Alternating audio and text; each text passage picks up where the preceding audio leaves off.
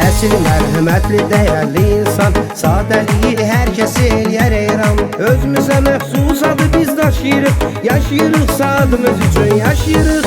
Öz işində şəbəkə yaratmısan sən, istədiyin məqsədə çatmısan sən. Əl tutan insandır, pulun bol olsun, yolun hər zaman uğurlu yol olsun. Dəyərli insandır rəhim qardaşımız, sən həyatın yükünü daşıyan adamsan. Ayaqsan ancaq kəsib insanlara, həyatdan məqsədlə yaşayan adamsan. Dəyərli insandır rəhim qardaşımız, sən həyatın yükünü daşıyan adamsan. Ayaqsan ancaq kəsib insanlara, həyatdan məqsədlə yaşayan adamsan.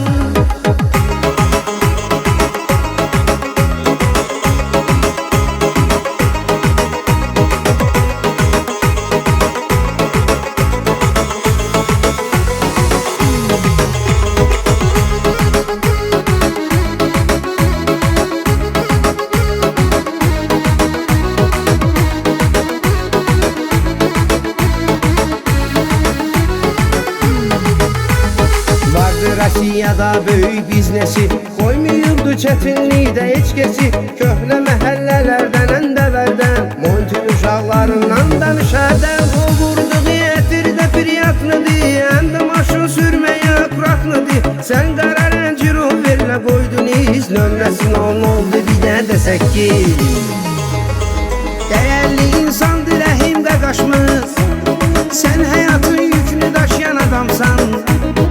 Ayaqsan ancaq kəsib insanlara, həyatdan məqsədlə yaşayan adamsan. Dəyərli insandır rəhim qardaşımız, sən həyatın yükünü daşıyan adamsan.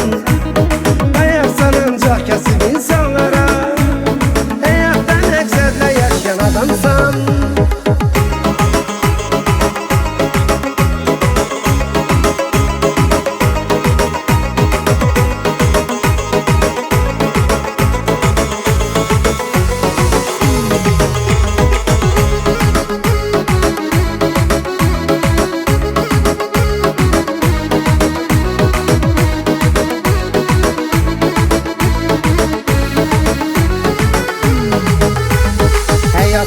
Solidni, absolutni, yerləri dostlarla olub uyutni.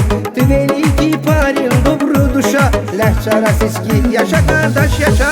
Bakıda məndə hörməti Moskvada var, hətta qədir qiyməti Moskvada var. Həyat elə bundan sonra eləyir davam, insan ümid